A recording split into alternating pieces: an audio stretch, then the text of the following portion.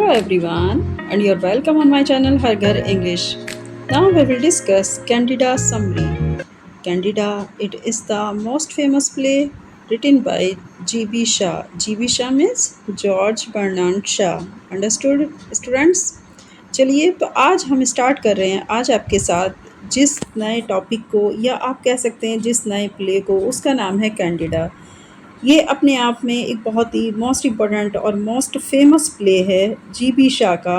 और सबसे अच्छी बात यह है कि किसी न किसी यूनिवर्सिटी के किसी न किसी सेमेस्टर में, चाहे वो आपका फर्स्ट सेमेस्टर हो, सेकंड, थर्ड, फोर्थ में, कैंडिडा प्ले आपको देखने को ज़रूर मिलेगा क्योंकि ये एक बहुत ही फेमस प्ले है। अंडरस्टूड? तो आज हम इसकी समरी को पहले डिस्कस करेंगे। First of all, question number 1, describe the summary theme of Candida play by G B. Shah. देखिए यहाँ पे आपको एक चीज़ ध्यान दीजिएगा कि समरी हो या थीम पूछी जाए तो आपको कैंडिडा प्ले का यही जो मैंने आपको कंटेंट यहाँ पर प्रोवाइड किया है इस वीडियो में, इसी को आपको याद करना है और इस लॉन्ग क्वेश्चन को आपको ऐसे ही अटेम्प्ट करना है, सेम एक ही तरह से। समरी पूछा जाए तो भी, थीम पूछी जाए तो भी। अंडरस्टूड? चलिए अब हम यहाँ पर ये एक पिक है, इसको थोड़ा ध्यान से देख लीजिए, इससे आपको याद रहेगा हमेशा कि हमने किस प्ले का यहाँ पर डिस्कशन किया था या कौन सा प्ले था जिसमें आपने इस पिक को देखा था। क्योंकि इमेजेस जो होती हैं वो हमारे दिमाग में एक लॉन्ग टाइम के लिए रह जाती हैं, इसलिए हमेशा इमेजेस के थ्रू याद किया करिए। Candida George Bernard Shaw, Candida by G B. Shaw, summary and analysis, explanation in Hindi. Hindi मतलब बाइलिंगुअल ही आप इसको कह सकते हैं। तो यहाँ पर मैं आपके साथ इस समरी को जो एनालिसिस करने वाली हूँ या समरी का एक्सप्लेनेशन देने वाली हूँ वो बाइलिंगुअल रहेगा। अंडरस्टूड? चलिए वीडियो को बिना स्किप किए पूरा देखिएगा तो आपको बहुत अच्छे से इसकी समरी समझ आएगी और आपको ये भी समझ में आएगा कि अगर ये लॉन्ग क्वेश्चन आता है तो हमें किस तरह से अटेम्प्ट करना है। अंडरस्टूड? चलिए देखते हैं answer. Summary, theme of Candida play. हम बात कर रहे हैं या तो समरी आएगी या थीम आएगा कैंडिडा प्ले का, तो आपको कैसे करना है। First of all, Candida 1895 is a comedy by George Bernard Shaw that explores themes of love, marriage and personal worth.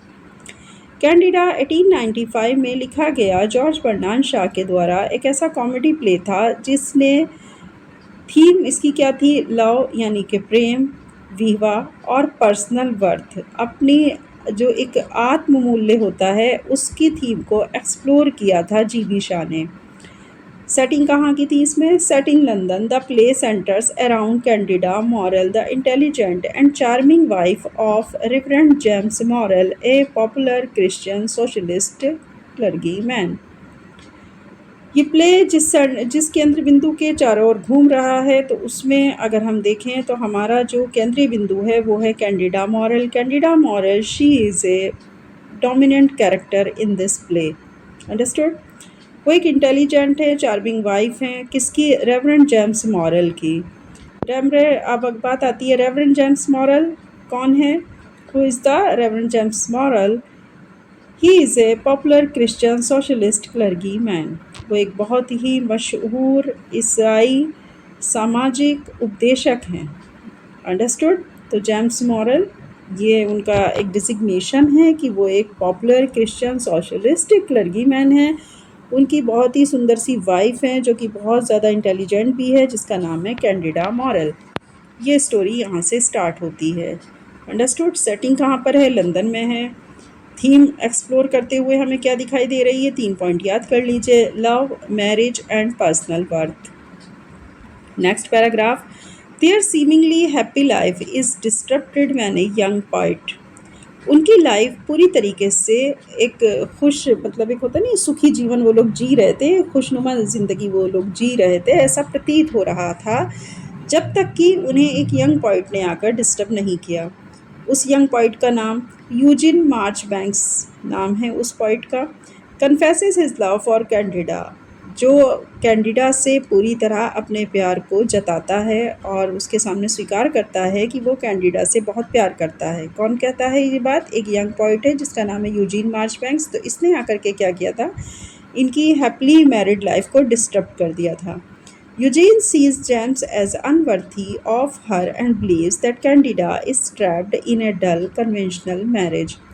Eugene James को ऐसा प्रतीत कराता है कि जो कैंडिडा है, समझ में आया कि मतलब जो हमारी जो मैन कैरेक्टर है, फीमेल कैरेक्टर जिसका नाम है कैंडिडा, वो कैंडिडा को ऐसा फील कराता है कि जेम्स मॉरल के साथ तुम्हारी लाइफ एकदम डल है और तुम कहीं से भी शादी में बिल्कुल भी खुश नहीं हो। और वो उसको ऐसा विश्वास दिलाने की कोशिश करता है, कैंडिडा को ट्रैप करने की कोशिश करता है कि तुम्हारे लिए शादी किसी भी हद तक सही नहीं है।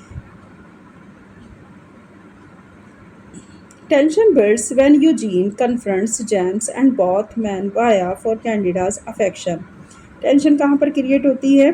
जब यूजीन जेम्स का सामना करने लग जाता है, उससे अपनी तुलना करने लग जाता है और दोनों ही जो मेल हैं, मतलब दोनों ही जो हीरो कह लीजिए आप इनको, जिसमें कि यूजीन और जेम्स हैं, वो दोनों कैंडिडा के अफेक्शन में अपने आप को बेहतर से बेहतर साबित करने की कोशिश करते हैं और यहीं पर यूजीन और जेम्स के बीच में एक टकराव की स्थिति पैदा हो जाती है, यहीं पर टेंशन बिल्ड होती है। अंडरस्टूड? ये थी इसकी स्टोरी। लास्ट में देखते हैं। However, Candida ultimately challenges the idea that she is a prize to be won.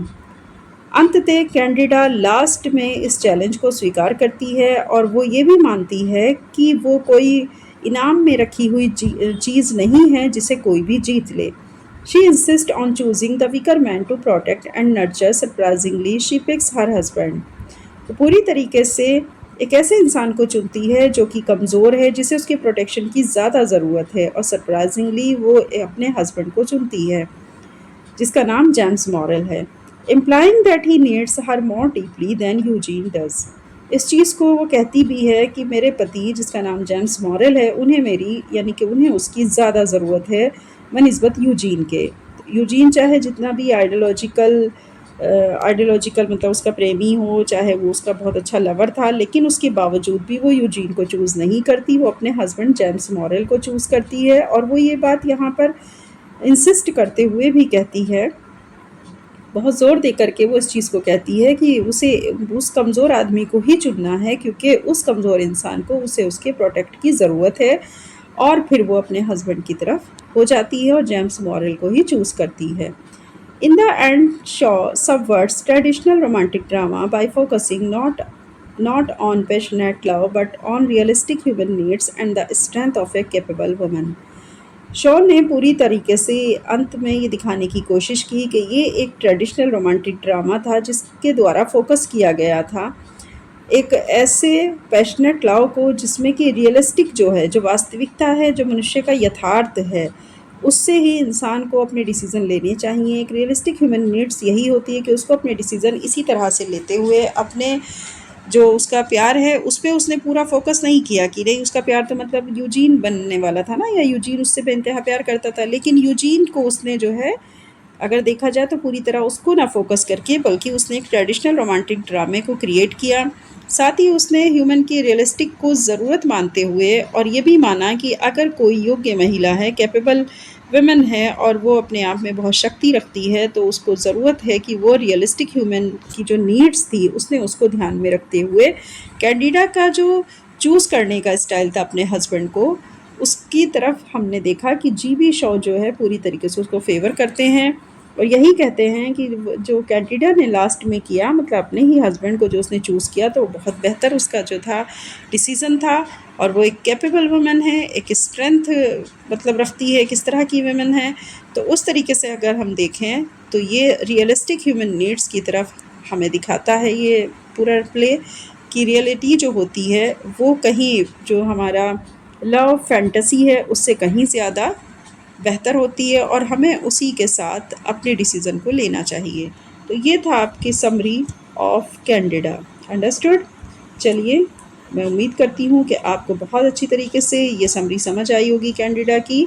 और इससे मतलब मैं एक चीज़ और बता दूँ आपको कि कैंडिडा का जो प्ले है वो इतना फेमस प्ले है कि इससे क्वेश्चन ज़रूर आता है, 100% आपको देखने को मिलेगा अपने पेपर में। इसके 3 क्वेश्चन मोस्ट इंपॉर्टेंट है। पहला यही है कि समरी भी पूछी जा सकती है, समरी या थीम करके इस तरह से क्वेश्चन पूछा जा सकता है। सेकंड आ जाता है क्रिटिकल एनालिसिस, जो कि मेरी आपको नेक्स्ट वीडियो में देखने को मिलेगा second question. And third question आता है इसका most important, character sketch of Candida. तो ये तीनों ही क्वेश्चंस पर मैं यहाँ पर वीडियो अपलोड कर रही हूँ। आप पहले इस वीडियो को देखिए समरी एंड थीम को, फिर उसके बाद आप जस्ट दूसरी वीडियो देखिएगा कैंडिडा की, जिसमें कि हम critical analysis of Candida play देखेंगे। And third question is the character sketch of Candida.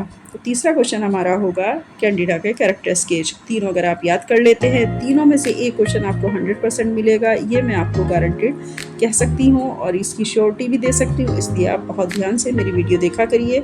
जो बच्चे इस चैनल पर हमारे साथ जुड़े हुए हैं और लगातार इस चैनल के थ्रू अपनी प्रिपरेशन कर रहे हैं, ज़्यादा से ज़्यादा चैनल को शेयर करिए ताकि सभी स्टूडेंट्स तक ये चैनल पहुँचे और वो इसके थ्रू अपनी प्रिपरेशन अच्छे से कर सकें। चलिए इसी के साथ अब मैं विदा लेती हूँ, नेक्स्ट वीडियो में हम फिर मिलेंगे। Okay, all the best for your exam, bye bye.